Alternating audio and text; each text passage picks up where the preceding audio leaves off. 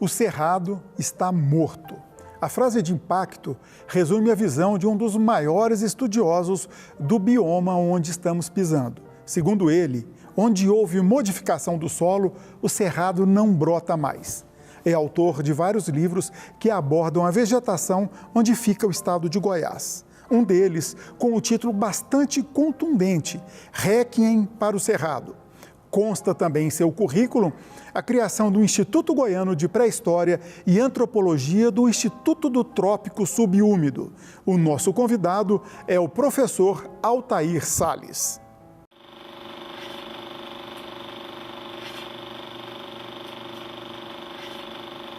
Altair Salles é doutor em Arqueologia e Antropologia pelo Museu de História Natural de Washington, Estados Unidos, e graduado em Antropologia pela Universidade Católica do Chile. Atualmente, coordena o Instituto Altair Salles e mantém o blog Cerrado. Olá, professor, um prazer ter a sua presença aqui no TBC Memória. Prazer é todo meu. Eu queria inicialmente agradecer o convite, por estar participando de um programa que eu tenho acompanhado à distância, mas que eu sei que se trata de um programa bastante conceituado dentro da televisão regional. Estou à disposição.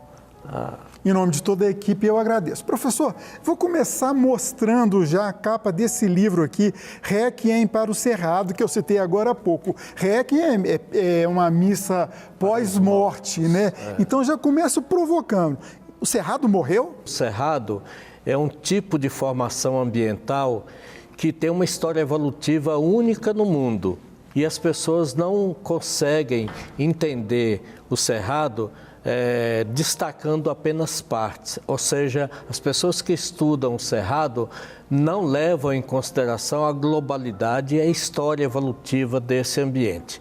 Então, nesse sentido, o Cerrado é muito complexo, pouco conhecido e, em função disso, basicamente, ele está totalmente desaparecido nas condições e no mundo atual. Mas, para eu entender melhor, significa o quê? Que, por exemplo, onde arranca uma árvore de cerrado, eu estou sendo simplista aqui na colocação, e planta soja, por exemplo, ele não volta, mesmo que tente replantar, é isso? Isso, porque a história evolutiva do cerrado demonstra que o cerrado é a mais antiga formação ambiental da história recente do planeta Terra. Ou seja, a história recente do planeta Terra começou há 65 milhões de anos. Para você ter uma ideia, o Cerrado tem basicamente essa ideia, essa idade. Aí começou também a história do Cerrado. Para que você tenha uma ideia, comparando com outros ambientes, a Amazônia chegou ao seu nível que nós conhecemos atualmente de expansão e de características há 3.000 anos antes do presente. O Cerrado tem, no mínimo, 65 milhões de anos. Você poderia dizer, então, que o Cerrado é um velhinho que está sendo maltratado e mal cuidado? Isto. Eu queria complementar dizendo que o Cerrado, ele chegou já no seu clímax evolutivo. Ou seja, ele está extremamente adaptado aos ambientes no qual ele surgiu e desenvolveu. Balanço hídrico, tipo de solo, tipo de clima. Se houver qualquer mudança num desses elementos, você provoca uma mudança em todo o ambiente de cerrado na sua totalidade. Então quer dizer que o agronegócio, aquelas plantações, aquelas monoculturas extensivas de soja e outros grãos e cereais, isso é maléfico para o Cerrado? É maléfico porque, não no sentido, poderia não ser, mas na época em que foi implantado todos esses grandes projetos agropastoril no Cerrado, não se levou em consideração a vocação nem a história evolutiva do Cerrado. Justamente por isso, algumas áreas que são cruciais para a vida do Cerrado como um todo, são áreas estratégicas para a sobrevivência do Cerrado, não foram observadas e não foram respeitadas. Por exemplo, nos chapadões ocidentais da Bahia, nos chapadões e nos interflúvios de Goiás, de Mato Grosso, do Tocantins, né, onde estão implantados esses grandes projetos agropastoril, são áreas de recarga dos aquíferos que alimentam as grandes bacias hidrográficas do continente sul-americano, não só do Brasil, mas de todo o continente, desde a bacia amazônica, a bacia do Parnaíba, a bacia do São Francisco, toda a bacia do Paraná tem os seus nascedouros, os seus afluentes, né, e as suas formações oriundas aqui do Cerrado. Uma vez que você mexe nas áreas de recarga desses aquíferos, são os aquíferos que alimentam os rios, que formam os rios, tanto os menores quanto os maiores, né? Tudo depende da vida desses aquíferos que estão localizados abaixo do solo superficial do Cerrado. Quer dizer, isso em decorrência da formação de bacias geológicas que vem se formando ao longo dos tempos. Nós temos duas grandes bacias geológicas que se formaram aqui no Cerrado, né? A bacia do Paraná e a bacia do Maranhão, Parnaíba. Professor, vamos falar agora da sua carreira. Formação em antropologia e arqueologia no Chile e nos Estados Unidos até chegar ao doutorado. Como é que foi essa formação sua e como que te levou a ser um ambientalista? Então, minha formação básica é antropologia, mas também é geologia, né? Eu estudei muito geologia e também tenho vários cursos a nível de especialização e de pós-graduação em geologia. E dentro da antropologia, a gente sentia necessidade de criar uma escola teórica que ajudasse a raciocinar mais essa interação do homem com o meio ambiente. Aí nós sugerimos, durante minha permanência lá nos Estados Unidos, onde eu dei aula também, eu sugeri que a gente criasse um tipo de escola teórica, que eu chamo de ecologia cultural, que ajudasse a entender melhor essa interação homem-meio ambiente. Então, daí surgiu essa necessidade de conhecer, de mergulhar profundamente no estudo ambiental. Perfeito. E depois, voltando para o Brasil, veio dar aula, teve a criação do Instituto dos Trópicos Subúmidos. Como é que foi isso? Então, a criação do Instituto do Trópico Subúmido surgiu a partir da minha vinda do doutorado, que eu cheguei já com essa ideia que eu já vinha trabalhando com o professor Assis Absaber, com alguns professores americanos, tipo a professora Beth Meggers, né, da Smithsonian.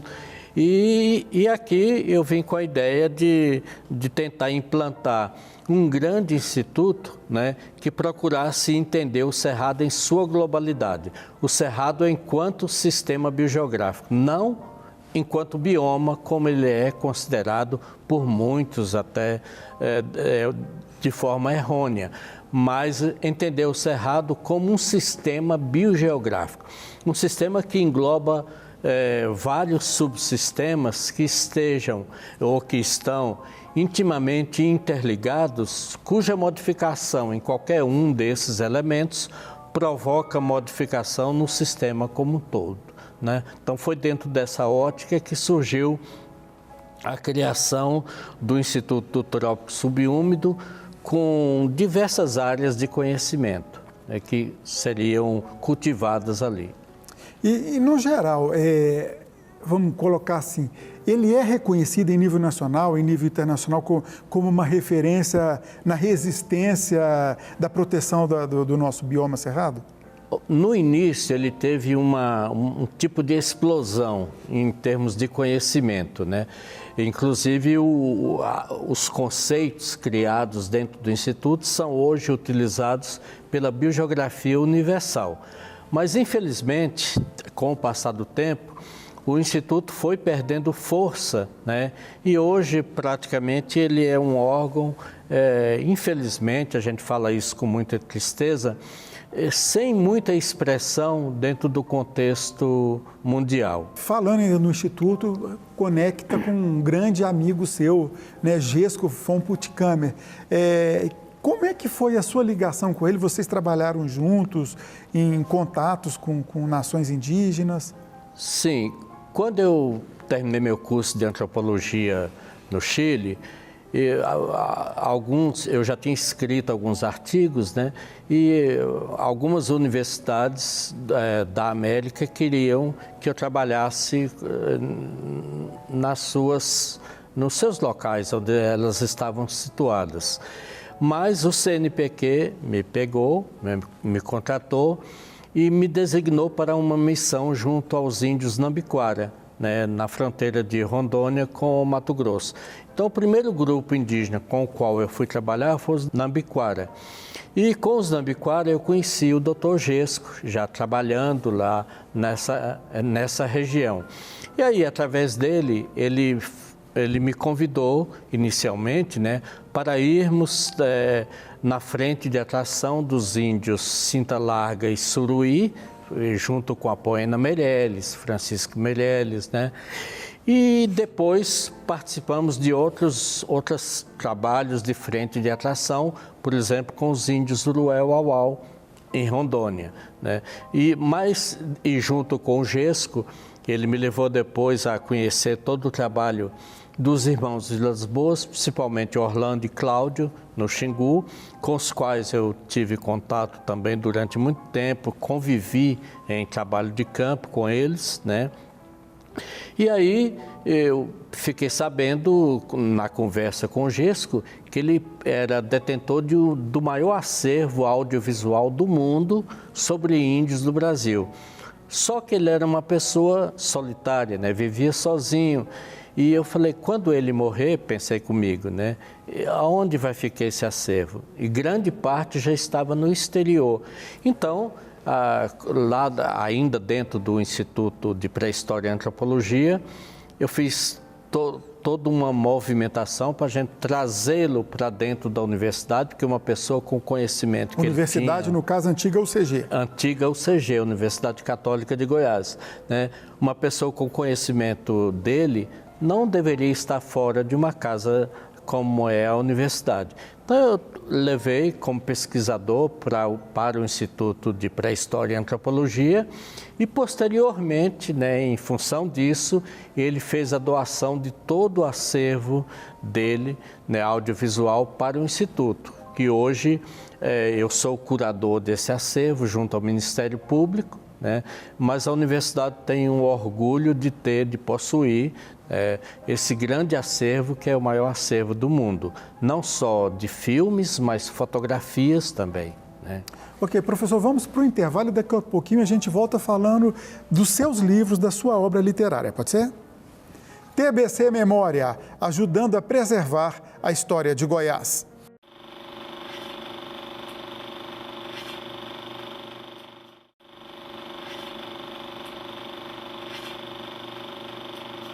O TBC Memória conversa com o professor Altair Salles, ele que é uma das maiores autoridades ambientais do Brasil. No bloco anterior eu falei que íamos falar sobre os livros dele, sobre a literatura dele, mas antes eu faço uma provocação. Professor, Cerrado só diz que está morto. Falamos de causa indígena no bloco anterior. E a causa indígena no Brasil é uma causa perdida também ou não?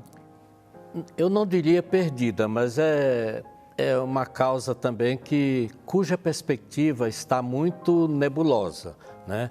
Porque você tem que entender o índio também em sua globalidade, em sua diversidade, né? São seres humanos que chegaram aqui, por exemplo, ao Cerrado, os índios chegaram por volta de 13 mil anos antes do presente, né? E foram se desenvolvendo uma série de adaptações, todas coroadas de êxito, até receberem o impacto da colonização europeia, né? Esse impacto foi muito grande e devastou, de certa forma, o índio quase em sua globalidade, porque minou os seus elementos culturais. Mas, apesar disso, a cultura indígena, por ser tão adaptada e tão antiga no Cerrado, já vivendo aqui durante muito tempo, nós podemos dizer que, mesmo assim, ela tem contribuído muito, né, para o brasileiro de forma geral. Por exemplo, se nós hoje, ao sentarmos à mesa, formos almoçar, por exemplo, a gente certamente vai comer feijão, tomate, milho, né? E tudo isso, cará, inhames, mandioca, batata, tudo isso são contribuições indígenas que às vezes a gente nem vê. Sem contar que o milho, que é esse cereal que hoje movimenta a economia não só do Brasil, mas a economia do mundo, né? Está baseada na produção do milho. O milho ele foi domesticado no México pelos índios mexicanos, povos originários mexicanos, né, que cruzaram duas gramíneas, o teossinte e o tripsaco, e deu origem ao milho. Quer dizer, quem pensa que não tinham tecnologia, essa é uma prova de que os pré-colombianos tinham tecnologia. Justamente. Então, eles cruzaram essas duas gramíneas e, desse cruzamento, produziu o milho. Só que esse milho migra depois para os Andes, né? Sofre mais um aperfeiçoamento e depois chega até o interior do Brasil, aonde ele sofre seu processamento maior de domesticação.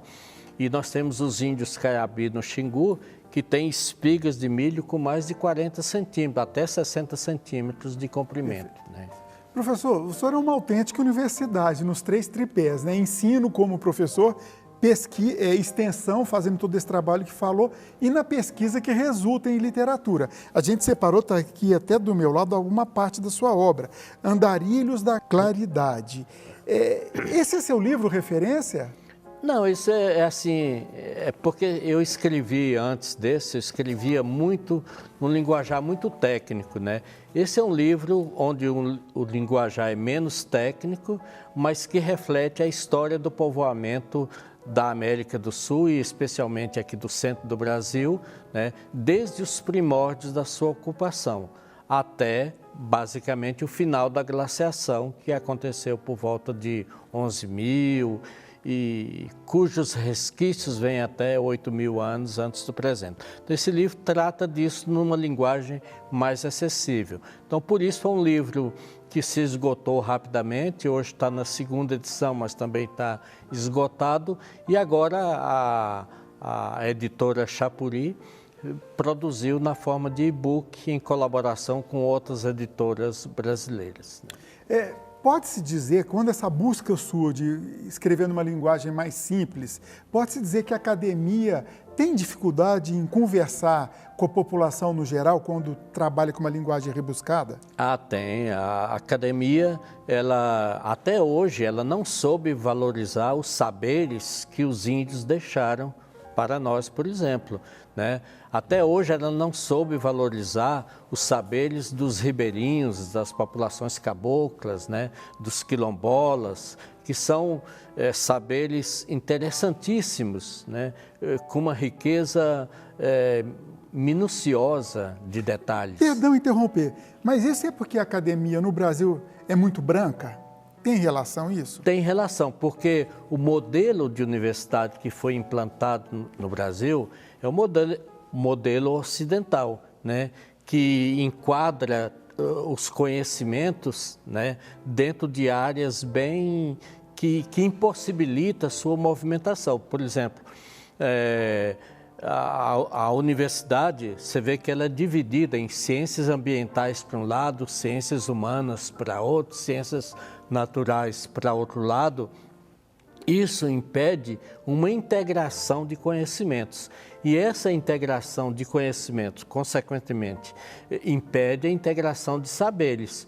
E você não começa a valorizar os saberes que existem fora dos muros da academia. Ficam nas caixinhas. Fica nas caixinhas. Professor, outro livro, O Livro da Terra. Como é que surgiu a ideia de construir essa obra? Então, como eu sou arqueólogo e geólogo também, né? E A arqueologia você estuda, você lê o que o homem produziu, a cultura que o homem fez, né? E que fica deitada às vezes na camada da terra, é soterrada durante o tempo. Você tem que fazer a escavação e ler aquelas camadas para você ver o desenvolvimento da cultura, né? No caso, a arqueologia brasileira é diferente da arqueologia europeia, você está lendo a cultura produzida pelos aborígenes, né? Pelos nossos indígenas, então você lê página por página.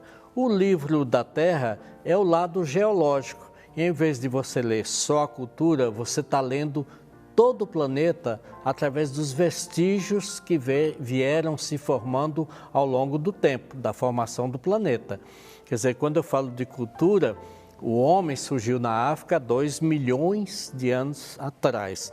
Vem aparecer no Cerrado há 13 mil anos antes do presente, 13 mil anos atrás. Mas a idade do planeta Terra tem 4 bilhões e 600 milhões de anos. Então, o livro da Terra conta isso.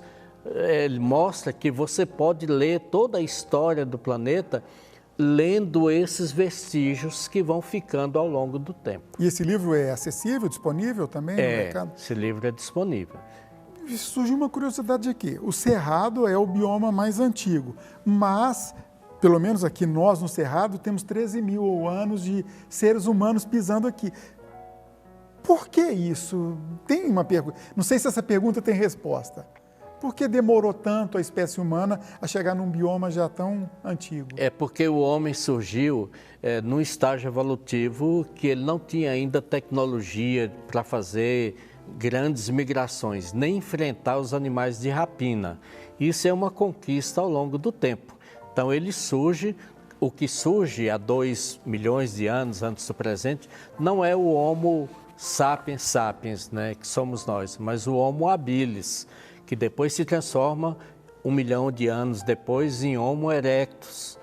A partir desse estágio é que ele começa a sair da África e conquistar a Eurásia. Primeiro a Europa, depois a Ásia, né?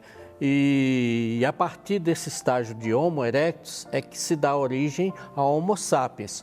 Como Homo sapiens, ele se torna mais cosmopolita, conquista a Austrália, Nova Zelândia, e tempos depois, já com uma tecnologia um pouco mais avançada, ele chega até a Sibéria, atravessa o Estreito de Bering e começa a colonizar o Novo Mundo. E vem descendo. Professor, o tempo está acabando, vamos falar dessa revista aqui e depois eu quero falar também de um livro que não é de sua autoria, mas tem o seu dedo lá, a contribuição nele. A revista Chapuri, como é que ela surgiu, qual que é o objetivo dela?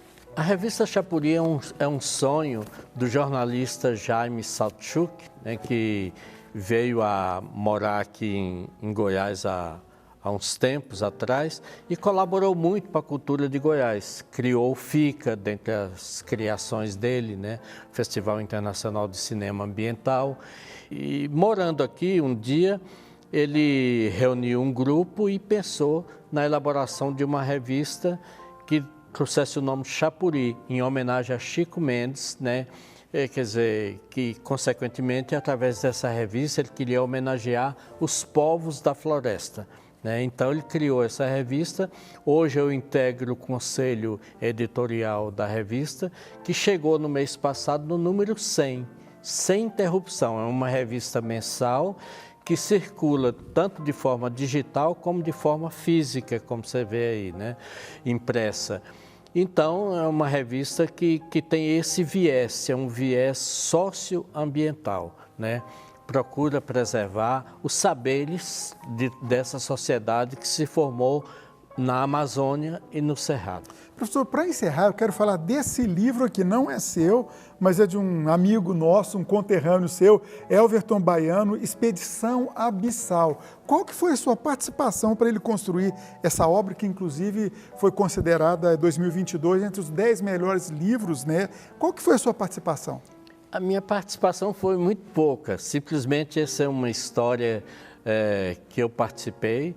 né, quando a gente estava estudando o aquífero Bambuí, estudando as grutas da Serra Geral, na divisa de Goiás com a Bahia, e numa dessas expedições, juntamente com a Escola de Geologia de Ouro Preto, nós nos perdemos, né, e ficamos vários dias perdidos nessas cavernas. Aí um dia, eu quero até parabenizá-lo pela elaboração do livro, eu contei essa história para ele e ele, de forma romanceada, conseguiu elaborar esse livro tão bem elaborado, né? E, portanto, merece os nossos parabéns, né? As nossas palmas, porque ele conseguiu colocar um tema tão complexo numa forma de romance, coisa que a gente não consegue fazer. Só para encerrar mesmo, vocês ficaram andando em cavernas de Goiás até chegar em Correntina. Quantos quilômetros? 100? Não, nós ficamos mais de 174 dias, né, perdidos. Já estávamos desesperados.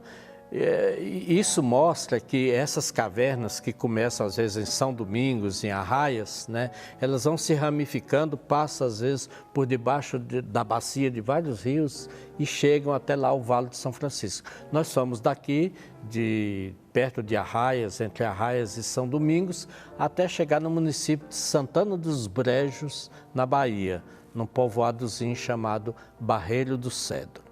Perfeito, professor, agradeço muito a sua participação, muito obrigado e parabéns por todo o trabalho que realizou em sua vida. Muito obrigado. Eu que agradeço e espero que o programa continue tendo seus êxitos, né, merecido e suas conquistas, porque se trata de um programa super necessário para o público em geral. Obrigado. TBC Memória, ajudando a preservar a história de Goiás.